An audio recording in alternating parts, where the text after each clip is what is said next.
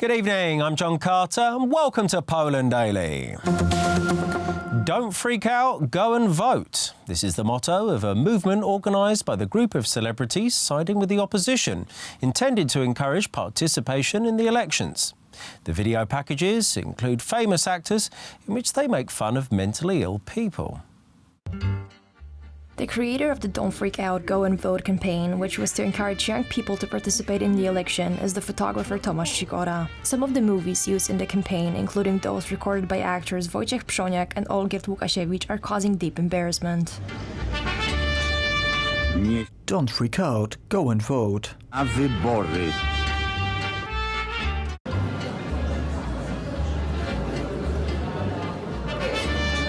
Don't freak out, go and vote. Idź na wybory. Many commentators and health experts know that the campaign uses crazy stereotypes ridiculing people who do not vote or vote differently. It also attacks people with mental health problems. To jest jakaś hipokryzja, zwłaszcza w wykonaniu osób i środowisk. This is hypocrisy, especially the performance of people in circles that on the one hand fight for respect for every minority, for all, and on the other hand laugh at and mock, let's be frank, people with mental disorders. Naigrywają się z niepełnosprawności. The social campaign media is promoted by the musician Zbigniew Holdys, known for political views opposing the ruling party. If this good man receives enough votes, then he gets the mandate of the MP. If not, if he gets less, those votes will count anyway for the party. Ja bym zostawił na boku kwestię tego, czy to obraża kogoś, czy nie obraża. I would leave aside if it offends someone. I would rather wonder if it is effective. We have an election mobilization movement in which actors known to support one side of the political dispute take part. Apart from the weak idea, it's very unbelievable due to the partisan people participating in it. Który mamy w Polsce. Columnists note that the action may be counterproductive. 50% Polaków nie chodzi średnio na 50% of Poles do not go to elections for various reasons. I would not call them misfits, they're just not voters. Not participating in the elections is a citizen's right, so such discrediting video packages, in my opinion, will do a lot of harm to the opposition. poniżające, dyskredytujące spoty. The campaign was also met with criticism from politicians from both the ruling party and some opposition MPs. The President of Poland, Andrzej Duda, will participate in the United Nations General Assembly in New York this Saturday. According to representatives of the President's Chancellery, there is a possibility President Duda will meet with the US President Donald Trump. The proposal of the meeting has allegedly come from the Americans. Bardzo się, bym powiedział, bogato i pozytywnie. The plan of the visit seems to be very rich in events and positive. What I can confirm is that the visit will start with a meeting with the Polish diaspora on Sunday. Our president will participate in the climate summit as well.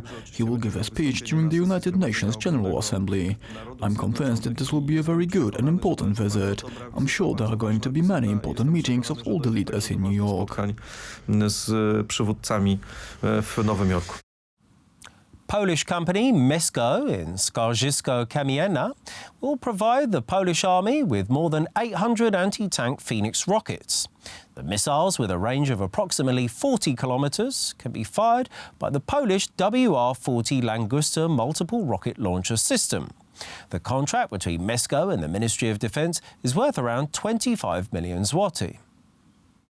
Nie ulega żadnej wątpliwości, że w dzisiejszym świecie There is no doubt that in today's world the importance of artillery, whether it comes to actual combat or scaring off any potential enemies, is huge. Good artillery is essential. I'm very happy that while we are modernizing our military with the newest foreign technologies, we are also capable of providing our army with our own Polish equipment and ammunition. Mamy zdolności polskie. European leaders are beginning preparations for an EU summit of the bloc's Ministers of Interior on Monday, which is expected to formalise a temporary agreement on the relocation of African migrants arriving by boat to Italy and Malta. The plan, pushed by Germany and France, would lead to EU naval forces resuming the sea rescue operations previously conducted under Operation Sophia, but aborted after migration hardliner Matteo Salvini assumed office as Italian Minister of Interior. With Salvini out of government, Germany has offered to take in 25% of all migrants with valid asylum claims arriving in Italy by boat. The new coalition government in Rome between the Five Star Movement and the Socialist Democratic Party has softened the anti-mass immigration policies previously put in place by Salvini.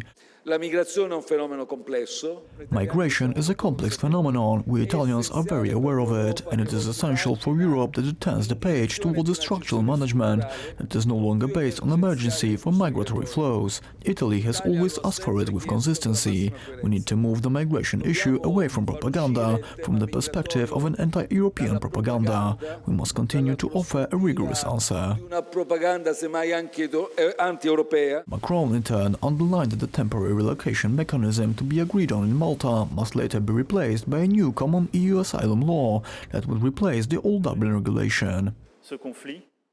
The conflict cannot be solved at the expense of human lives, accepting that there are people stuck in the sea and that they risk drowning. Secondly, there must be a need for solidarity that is too often lacking in Europe. The European Union hasn't given sufficient proof of this solidarity with the countries of first arrival, in particular with Italy. And France is ready to change on this point in the context of the complete revision of the Dublin Agreement. In Germany, the Minister of Interior, Horst Seehofer, told the press at his meeting with Salvini's successor as Italian Minister of Interior, Luciana Lamorghese, and made him confident that Germany, France and Italy will act together at the EU summit in Brussels on October 18th to institute a new asylum law aimed at distributing migrants fairly across the EU. With the new Italian government, we have the new great opportunity in Europe to address the pressing issues, in this case, sea rescue, and to find a concept for it. If Germany doesn't take on this opportunity, it would be a huge mistake.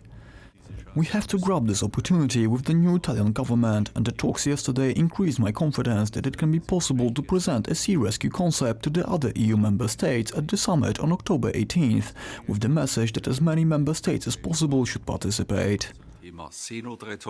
Meanwhile, the migrant boats continue to arrive in Europe. A video of a migrant boat arriving unintercepted by the Coast Guard, a so-called ghost landing in Sicily on September 18th, has gone viral, highlighting the danger of uncontrolled immigration to Europe. Authorities say that they captured 10 of the migrants later in the day, but at least another 10 are still unaccounted for. On Thursday, Interpol revealed that the agency has detected more than a dozen foreign terrorist fighters arriving to Europe by boat over the summer. The news is likely to strengthen the resolve of a number of states in Central Eastern Europe to resist any plans to replace the Dublin regulation with a system of mandatory migrants relocation quotas for all EU member states.